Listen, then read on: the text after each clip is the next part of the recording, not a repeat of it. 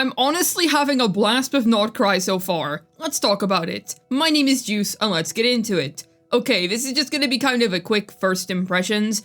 I played it for a couple of hours yesterday, and I have to say, I've honestly been having a really good time. So I started up, and I went and started the new quest. Essentially what I did was I did some of the quest, did some exploration, did some of the quest, did some exploration, then I went ahead and finished the quest.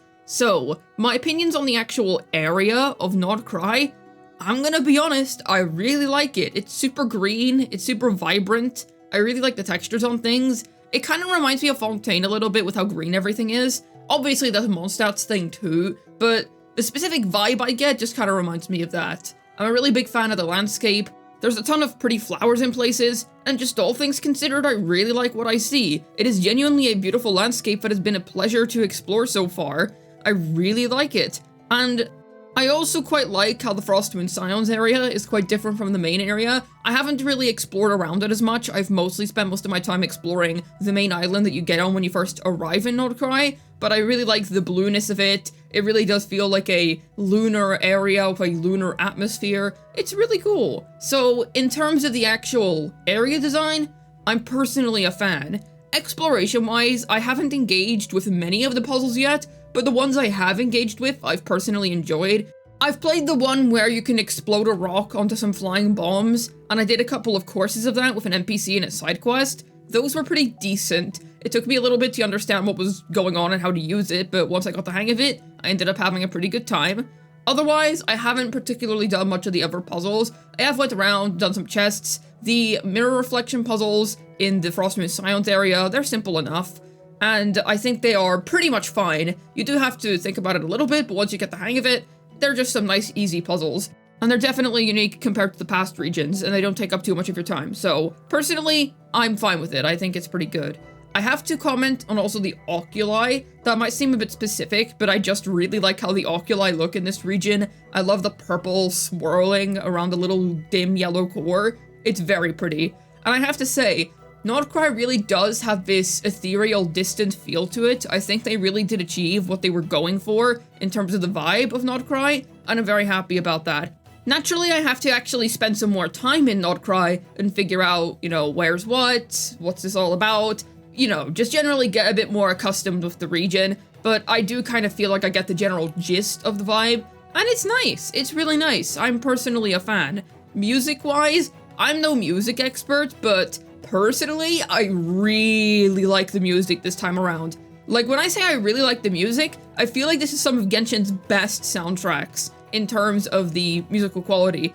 Notland's music was fine, it wasn't really for me most of the time, and then Sumeru music was pretty decent, Fontaine music was really good, and then Liyue music has always been the one that kind of catches me and goes, wow, that's amazing. And some Mondstadt tracks I also really like. But this is genuinely almost on par with the Liyue tracks for me, and that's saying a lot. I really like what they went for. It's so distinct and different to everything else that Genshin has put out music-wise, and yet it somehow just works. The vocalizations are beautiful, and it really adds to that mystical feel of the area. Seriously, it actually feels like a magical land because of the music really helping it out. It's fantastic. It is a banger. I knew it was gonna be good music based on what we heard in the special program livestream, but wow, I didn't think it was going to be that good. I'm impressed, honestly. I really like it. Absolutely fantastic music. Personally, big fan. I think that the music is brilliant and definitely worth a listen if you've been playing Muted or something like that. And then the quests. So I haven't actually done the second act. They seem to be handling the Archon quests differently this time around. They're splitting it into two. An Act 1 for a specific character, and then an Act 2 for another specific character. So instead of them having their own individual story quests, they kind of weave those characters' arcs into the main story. That's kind of how Honkai Star Rail does it. After a certain point in that game, they stopped doing companion quests, and kind of started to weave main characters' arcs into the main story. Now, I do personally prefer when there is a story quest on the side, even if there is a lot of them in the main quest, just because that's kind of how it's been up until this point, and it's nice to have something additional to do. But I get what they're going for here, and to be honest, I quite enjoyed it. I think that I see what they're trying to do. They're trying to make it feel like the character's development is a bit more intertwined with the development of the main plot, as opposed to having them develop with some off-screen NPC, because, to be fair, although I do like some story quests in Genshin, it is true that a lot of them suffer from, oh, you need to go and help this random NPC syndrome, which can really drag down and bog down the story quest experience. So, at least in doing this, it's not really dragging you down and making you focus on a random NPC. I would say the worst part of the first act was honestly a part where we were focusing on some NPCs' inner conflict. I just don't care about NPCs, I'm sorry, I just don't. However, the actual stuff about the characters, I all really enjoyed that. I generally thought that was fun, I had a good time. It was nothing crazy. Like, sure, it was nothing insane, but it was a good time. Like, I wouldn't give it some exceptional rating. For me, I would say like a 5 or 6 out of 10. Probably a 6. Like, it's above average. 5 for me is average, for the record. So I would say 6 or so. Like, it's definitely above average. I had a really good time. It's not gonna blow you away, but it's going to be a good enough introduction to the region, and considering that we're only in 6.0 and the conflict is obviously only going to develop from here, I think it did a good job at least laying the groundwork and making you interested in what's going to happen in the future of Not Krai. I do still have to do a second act, which I'm really looking forward to doing because I know that it's about Flynn's, and I really like Flynn's. He looks really freaking good, so that's exciting. So I can't comment on the quality of the full quest right now, but I do think that that first quest honestly had some sauce to it. It was honestly quite good. Gonna be honest, I hate Aino, I hate little children. No, remove her from the quest. Just no. No, that's all there is to it. But every other character I enjoyed at least a little bit. And without spoiling, Columbina actually feels like a god, and I really like that.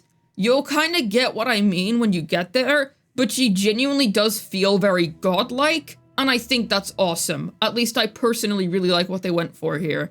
So, in my opinion, I think Not Krai's honestly looking pretty good so far. In terms of the new characters themselves, I'm not pulling for Llama, I just don't want her, I'm not interested. Flynn's I thought was going to be first half because he just looks that much more interesting to me. So I'm really excited for Flynn's, and I honestly might get a copy of him because I really like his design. And his personality ended up being kind of funny too. I like him, he's like a gentleman, but he's got some like crude humor, and he's into like, you know, death and graves and stuff like that, which checks out considering his job and such. So I quite like Flynn's, he's really cool. And he's also a top-tier aura farmer, so I think there is a lot to love with Flynn's. I really like him. He's definitely, out of the characters we've seen in the quest so far, he's probably the best one, the one I enjoyed seeing the most. I don't want to say favorite because that's Varka. Varka is my favorite Not Krai character, but in this particular quest, I would say that Flynn's did a lot for me. I like him a lot, and I can't wait for the second act. He didn't do much in this quest or anything, he just kind of popped up a couple of times, but either way, that was enough to leave an impression on me. I like the character a lot. Either way, I have to say, I like how Varka is being described. I'm super excited for our Genshin Joseph Joestar. If you don't know, his Japanese voice actor is Joseph from JoJo's, and I think that is absolutely based. So I'm very excited to see Varka in-game. Really, Hoyo, I am begging. Stop edging me, please put his 3D model in the next patch. I need to see what he looks like in-game. And that's another thing, I think the 3D model quality of characters has improved a good amount. Take a look at Sandrone whenever you do the quest, and kind of observe her face. I have a feeling like they kind of improved the model quality, and I'm quite happy about that, because I just think it looks good, to be honest. I quite like what they went for here, it looks nice. And I have to say, I feel like that applies to most of the characters. It feels like they've went all out in making the model quality just a little better. There's some subtle differences here and there in the visuals that I think did really overall improve the visual experience for me, and I just don't really have that much bad to say. Like I said, the only part that I didn't really enjoy of the main quest was Aino, because I hate Aino, but that's not really a fault of the quest of its own, I just hate children. And outside of Aino, I just didn't like it when NPCs took up time. Obviously, there's a difference between an NPC just kind of showing up and giving us some exposition, but I didn't like it when there was any specific focus on an NPC, because I just don't care then. But otherwise, I had a good time. I think Not Krai's really fun. I'm looking forward to exploring it more. I'm really interested in where the story is going from here, and to be frank, I don't know where it's gonna go. Like, I really couldn't tell you where it's gonna go, and they're also doing a very good job at interweaving important lore into the main quests, which is the main thing that I believe that Genshin's trying to achieve here, and I think they're doing so quite nicely. So, all around, I like Not Krai. I think it looks really cool. I've been having a lot of fun with it recently. I can't wait for Flynn's, and I especially can't wait to see Varka in the future. He's my big catch of Not Krai. And I honestly think they've given all the characters quite appealing personalities. Aside from Ino, I really, really like all of them to some extent. I don't really care about Anefa, actually. I don't care about those two, and then everyone else is cool. That's pretty much my opinion. Nefer, it's kind of hard to form an opinion because she wasn't there much, but I liked what was there. She seems a little malicious, but we haven't really seen enough of her for me to give any more comments on her.